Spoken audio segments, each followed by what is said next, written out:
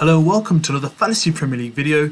My name is Mo and this is my channel FPL in Click, where you can get all the best and the latest news on the Fantasy Premier League game for the season of 2021-2022, which kicks off in a few days time. So what's this video all about, guys? So today's video is about the chips. So this is the best chips guide for FPL managers if you're new and you're a beginner and you want to find out a bit more. So it's a good beginner's guide for you to understand how the chips work, how many you get, and what's the best way for you to utilize your chips. In addition, if you played this game before and you felt that you haven't been able to use them to the best or the maximum utility of what their purpose is for, then this is the right video for you. So stay tuned and I'll give you all the insights that you need to know to make sure you can actually make the most of these chips for this FPL season. But before we begin, just the formalities. If you like this video, just give me a thumbs up. Let me know what your thoughts were. In addition, if you haven't subscribed yet, hit that subscribe button. Help me get to that 1K mark before the start of the season and allow me to give you the best content on a regular basis for your FPL. So let's get stuck in, guys. Let me tell you what the guide's all about and what the chips are and how they actually work. So you're given 3 chips, the fourth one being a wild card. So we'll start with a wild card first. So what is a wild card? A wild card is kind of issued to each manager twice in a season. So usually it's the first half, which is game week 1 to 18, and then there's game week from 19 to 38. It's usually around the end of December, so around the 28th to like the 1st of January, you usually get it. What's the purpose of this? So kind of like the first one is allowing you to kind of make your changes to your squad with the first transfer, kind of like market, which is till the end of August. And then the second one is kind of like the January transfer window. When it finishes, you can use your wild, it'd be useful to use a wild card around then, just to change your squad and kind of get up to date in terms of latest squad and performers as well. So there's 2 wild cards. You can use that at any point. Now, what's the benefit of a wild card? Let's say you start off with game week 1 and you felt that, you've got off to a start that, you didn't really like and you thought you could have done better, and you don't like the look of your team. You've seen the players, it's not fitting what you were looking for. You can make as many transfers as you like, hit the wildcard button, your points won't be deducted. So obviously you get 1 free transfer each game week, and the maximum you can carry over is 2. So even if you have like 10 weeks you haven't made a transfer, you will remain at 2 transfers. It won't be added on every single week. But the benefit of the wildcard is, whereas if you made like 6 changes and you only had 1 free transfer, you lose 4 points for the 5 transfers, which will be 20 points hit. However, let's say you make 11 changes. Rather than getting, let's say 10 hits, which is 40 points, you'll get no points deduction at all. And you can change it as many times as you like. It doesn't mean that you've clicked it and that's it, it's going to stay like that. You have that until the game week deadline to make as many amendments as you require. So if anyone gets injured in pre-training or, before the game, or carries a niggle and you're aware of it, you can make that last minute adaptation as well. If someone trying to transfers and moves away, you at least know that you can make amendments to your squad. So that's the benefit of a wild card. Now, there's no kind of cutting rule of whether you go early or late. It's when you feel it's right. If you have like a vision in mind and you think it's the right time, play it. There's no set in stone, but a lot of people like to wait for the international breaks. So the first international break is in game week 3 and 4 in between. So people will allow, I think it's the 31st of August is the transfer deadline. So that's a great period for you to look at your squad after 3 game weeks, see how you're doing. If you don't like the structure and you want to kind of have like a major kind of surgery into your team, wildcard is a perfect time to use it. A lot of people find that players get injured on international duty, so it's worth kind of leaving it to the end of the international duty to make your final changes. But there's a risk also with price changes. Players' price can fall, they can increase, and it kind of makes it difficult to achieve by 0.1, 0.2 or 0.3 mil your squad. So that's the kind of benefit of a wildcard as well. So you can play it any time you wish. For me, example, the team you have on here, it was the draft I did recently, and this is the kind of team I'd look at. Let's say Kane was not moving, staying at Spurs, I'd have still kept this team. Let's say the deal's done and he's at Man City, I'd go for this team. But at the moment, because there's a bit of kind of like uncertainty around will Kane go to Manchester City before the Spurs game, I think it's highly unlikely he's going to play for them against Spurs, but he could be available for game week 2 against Norwich. So there's a likelihood where I might not tinker this completely. I could go for my previous draft and then play my wild card, bring Kane in and go for this. But another thought's telling me just make 2 transfers, wait for it. It might be the case that he signs before the Norwich game. Kane might not be available for the Norwich game. I might just do 2 transfers, take no hits and get back to this squad in game week 3. that's an option as well. So it depends on how you want to play it. But if you want to go wildcard early and do a major surgery, that's your choice. But if you want to leave it as long as you want, some managers like to leave it longer. They want to see how the team settles. They like to be a bit patient. That's entirely your choice. So that's just a top tip from me. Play it whenever you like. But however, if you are going to commit to it, it's going to be at your own choice. Don't follow people. Don't copy anyone. Just feel if you have a good inkling and a good hint about someone, play your wildcard. So you get that twice a year. Use them wisely. However, what I would say is once you hit that submission button of activation, you can't reverse the decision. So if you are going to make it, be 100% sure and only click it when you are 100% certain that you want to play the wildcard. Now, moving on to the 3 chips.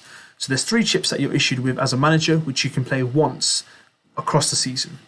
Triple captain, free hit, and bench boost. Now, the first thing we'll go through is triple captain. Now, triple captain for me, it's a unique chip. So obviously as a captain, if you are aware or if you're new to here, if you choose a captain for a game week, your player will get double points. So for example, I've got Salah here, normal week, let's say he got 6 points. Because he's my captain, he'll be doubled to 12.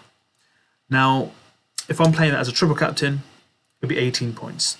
So the best thing about this is in all chips, this is my major tip. So this is my big tip for this video, guys, for all of you. To play your chips, the best time to play them is usually the second half of the season.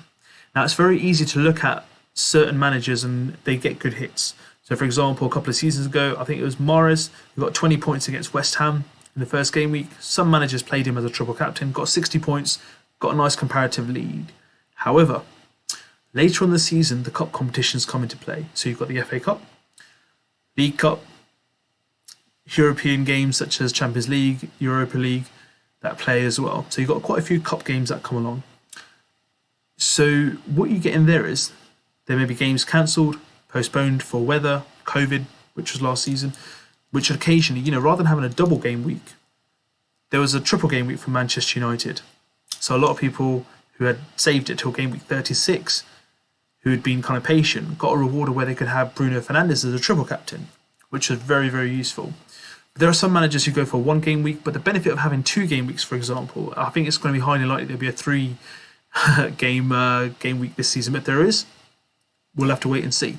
The benefit of having a 2 or a double game week, 2 games in 1 game week for you as a triple captain, is let's say Salah's playing Norwich and he's playing Man City. He might not get the points in Man City game, but at least you then know that in the Norwich game, he's got a chance to go big. And let's say he gets 10 points overall from the 2 games, you'll get 30 points. The aim is to get double-digit returns so you can get a good return for your triple captain. So that's the triple captain chip, guys. The bench boost, pretty much what it says on the tin. Your 11 players will play, including the 4 players that you have on the bench. So it's always good at that point to have all your 15 players or 4 players on the bench, kind of first team players. So you can actually make transfers before that game week. So future planning is really key. Get into a 15-man squad that who will be playing that week, play that, and you'll get the maximum points. In addition, if you use bench boost in a double game week, again, double points, 15 players, you can do the maths, far greater probability of getting a higher score, potentially even hitting the century mark. So that's the benefit of that, waiting for a double game week. Now for a free hit, again, it comes useful in a double game week. With a free hit, for example, you can make as many changes as you like. You won't be penalised in terms of kind of like deductions in points of -4 for a transfer. You hit the free hit button, you can make as many changes as you like for that game week only. So for example, let's say Manchester City and Manchester United have a double game week. Try to get as many players, like 6 players from both teams, 3 of each, into your squad. Hit the free hit button for that week. They will play. You got a higher likely probability of them getting higher points, making your overall score for that week a lot more healthier, which is a good choice.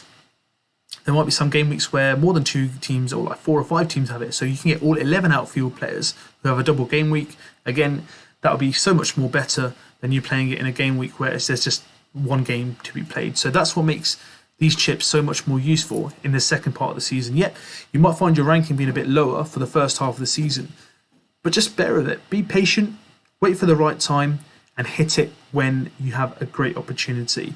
And do you know what? That's when you have a great chance of not only narrowing that margin, but actually overtaking people. So I'll give you a fine example. One of my friends who was playing in one of our friends' leagues last season played it early, got a really good return. I think it's something ridiculous like 50, 60 points for Salah. had a really good advantage over us for a good couple of months. However, when it came to us playing at the end of the season, or the second half of the season, we were able to narrow that, if not beat it, in terms of that gap differentiation, because we had that, thought in mind that we're not just going to kind of look for one player to maximise it. We're looking for 11, if not 15 players to give us that return itself. So that's the kind of benefit of playing it in later of the season, being patient and waiting for the right fixtures to come along. Last season, Harry Kane in one game week, I think he had like Newcastle or Norwich. No, sorry, Newcastle, not Norwich. And I think it was Newcastle, and there was one other team. I think it was Newcastle and potentially, can't remember the other team. They were both teams that were kind of like in the bottom half of the table, and everyone thought, he's going to go big, he's going to go big, he's going to go big. I think he got 9 points or 8 points. 8 points, I think it was. He got 24 points. And there were so many people that were frustrated in terms of, if they waited a couple of more weeks later, which was like game week 32 or something, they could have played Bruno Fernandes for a triple game week captain. Again, patience pays dividends. I'm not going to say that game week 36 or 35 is going to give you a triple week captain, but maybe leaving it that fine this season might not be a good idea. But if you get a double game week and you can get 11 players out there, guys, that's the best time to play it.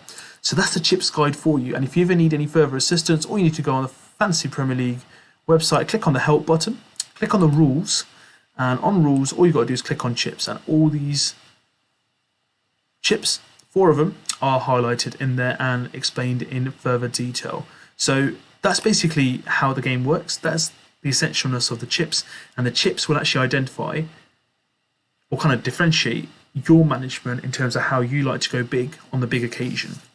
Sometimes as a manager, you've got to make the big decision on the big stages, and if you can get it right in terms of timing, this game is all about timing, guys. FPL, for me, it's not luck, it's about your initiative, your timing, and your planning. So future planning, long-term thinking, and implementing at the right time will get you a long, long way. So that's my tip for all you beginners, all managers who are looking to improve their game season on season. So that's my chips guide for you guys. How did you find it? Did you like it? Give it a thumbs up. Let me know what your thoughts are. In addition, if you haven't subscribed yet, let's make it happen. Hit that subscribe button. Help me get to the 1K mark, guys, before the start of the season.